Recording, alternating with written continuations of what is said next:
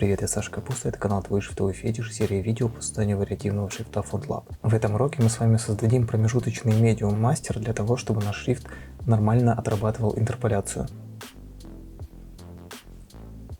Для того, чтобы сделать промежуточный мастер, нам нужно следовать тому алгоритму, который мы делали в предыдущих уроках. В первую очередь нам нужно сгенерировать образец, на основании которого мы будем с вами рисовать промежуточный мастер. То есть мы берем любое из этих начертаний и делаем его дубликат в качестве маски. Но чтобы нам вручную это все не ломать через экшен или как-то там иначе придумывать, мы можем воспользоваться панелью вариативности и, например, выбрать здесь значение в районе 500. То есть я хочу, чтобы у меня промежуточный мастер был где-то примерно в районе 500,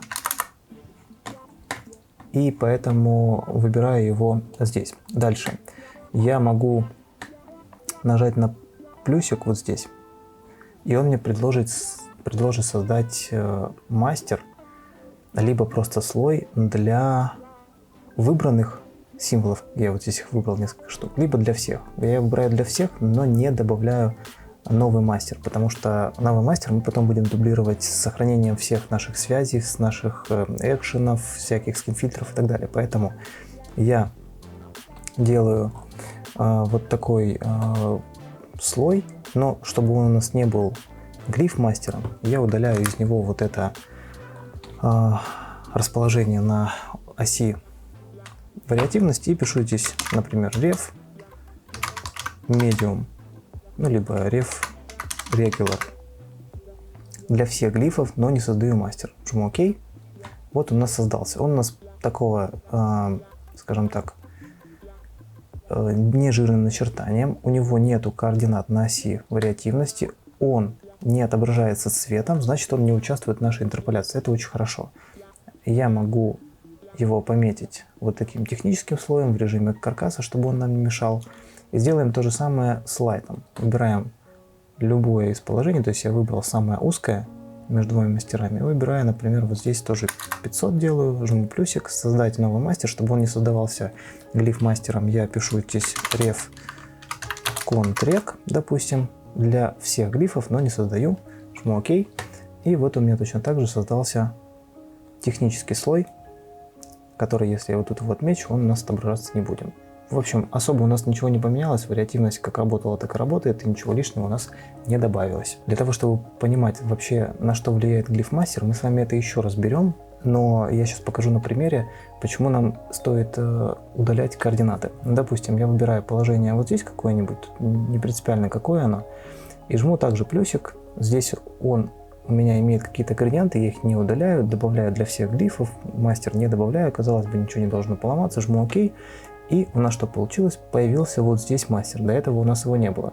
И в целом бы все было бы окей, он бы ни на что особо не влиял, но если вдруг в нем какие-то будут не совсем корректные изменения, например, я сделаю вот так, и это у нас вроде бы не мастер, у нас его нету в фонд-инфо. Но если я сейчас перейду вот сюда, и у нас начинают вот такие вот происходить деформации, несмотря на то, что у нас находится только лишь в самом низу, и тут, понятное дело, он будет меняться, он нас влияет и на вот эту область тоже. То есть, в общем, какая-то непонятная штука происходит, поэтому очень важно, чтобы мастера у нас всегда дублировались во всех возможных местах, то есть и вот здесь он был, и здесь он был. И поэтому мы с вами медиум делаем и в нормальном начертании, и в узком начертании. А это у нас в данном случае просто я ради эксперимента показал, на что влияет вот такие глиф-мастера. Мы подготовили образцы, на основании которых мы с вами будем рисовать букву. А теперь нужно создать мастера, в которых мы будем, собственно, это рисовать. По такому же принципу, как мы примерно это делали в предыдущих уроках. Я захожу в фонд-инфо и теперь просто дублирую с содержимым всех слоев глифов, со всеми ячейками слой, и пишу здесь название. Так как у нас есть 300 light и 700 bold, я сделаю medium 500 посередине. Пишу medium, он мне сразу предлагает вот это название, жму ОК, и он мне сразу подтягивает все необходимые параметры, это можно обновить. И то же самое делаю с болдом. Копирую, только здесь я пишу condensed medium. И он у меня тоже здесь все подтянул, все сделал. Заходим в оси, Здесь у меня medium есть, это есть. Если вдруг этого нету, вы можете добавить это вот здесь, выбрав, но мы уже с вами это настраивали, поэтому все остается. Мастера смотрим, все здесь есть. Инстансы можем обновить. Особо ничего не поменялось, потому что, по сути, это всего лишь инстансы на основании вот этих значений. Я бы здесь поменял порядок мастеров, потому что мне не нравится. Medium добавим сюда. Condensed сюда. Это сюда. И в качестве основного мастера, который у нас отвечает за такое базовое отображение фигур, мы выберем не Bold, а Medium. Потому что это вот как бы дефолтный стандартный мастер будет. Раньше у нас его не существовало, теперь есть, поэтому пускай будет обычное начертание самым главным. Жму Apply, жму ОК. Здесь у меня все обновилось. И вот у меня появилось 6 мастеров. Вариативность работает. Но вот здесь разницы никакой нету. Хотя вот здесь, кстати, даже есть. Нету. Здесь 2 одинаковых, и здесь тоже одинаковый. Condensed Bold я это удаляю для всех мастеров. Condensed Light должен подтянуться сюда был.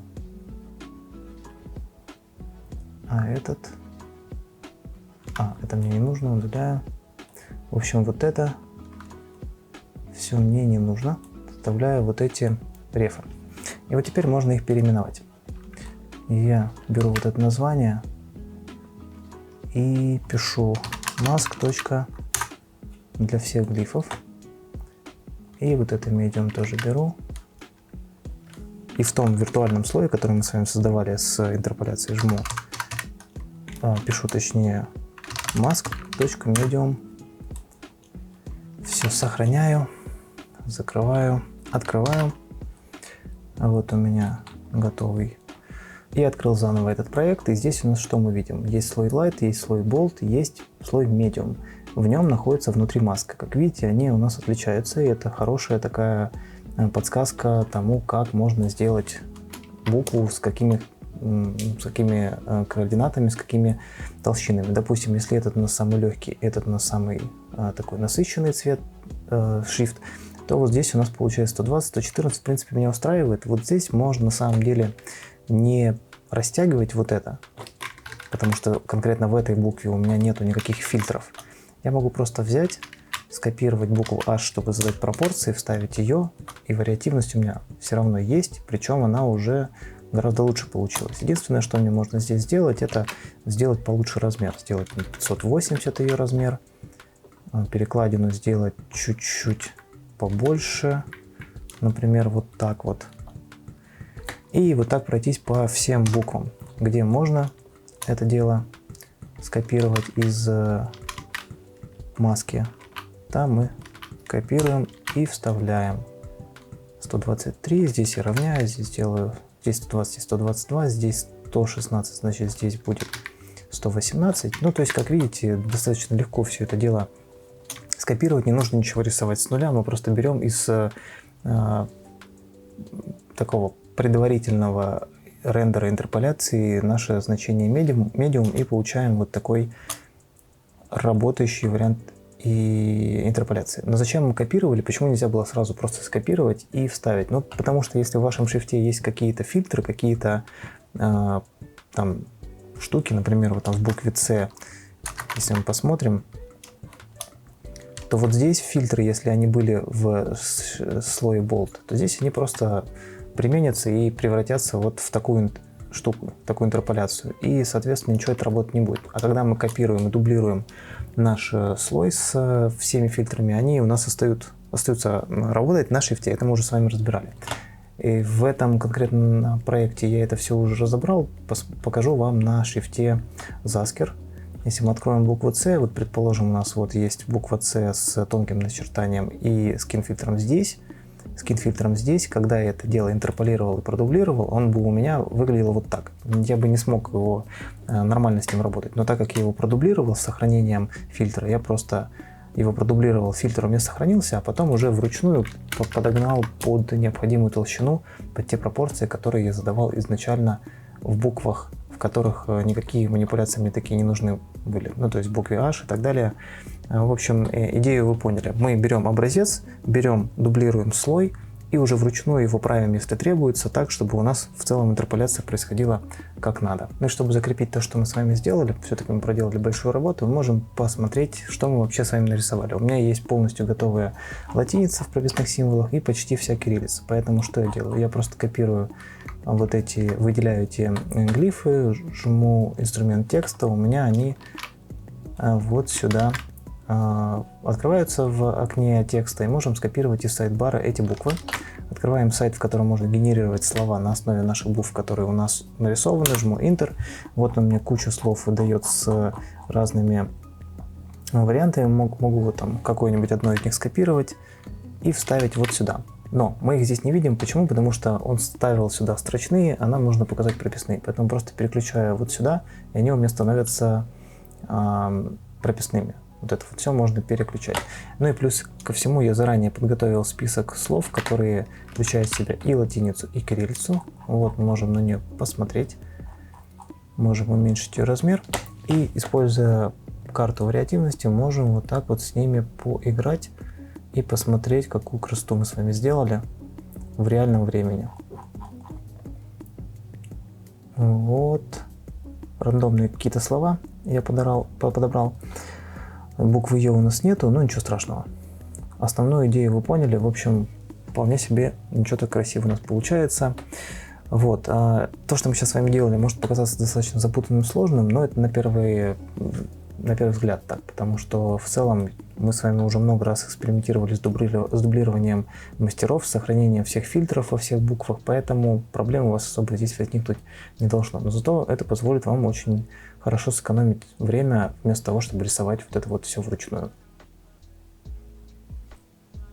Если по ходу этого урока у вас возникли вопросы, то задавайте их в комментариях на русском или английском языках. Этот курс залит сразу на несколько видеоплатформ, а значит я могу их не увидеть. Поэтому подписывайтесь на канал в Телеграме и задавайте вопросы в чате «Делаем буквы». Все дополнительные материалы будут выложены на сайте «Твой шрифтовой фетиш». Там же вы сможете найти шрифты Rayer и Zasker, которые я упоминал в курсе. А еще делайте скриншоты вашего шрифта, хвастайтесь в соцсетях и отмечайте «Твой шрифтовой фетиш» в публикациях с этим хэштегом. Мне и вашим шрифтовым коллегам будет интересно посмотреть на ваши успехи в ходе этого курса. Если видео оказалось для вас полезным, подписывайтесь на канал, ставьте лайк и увидимся в следующих уроках.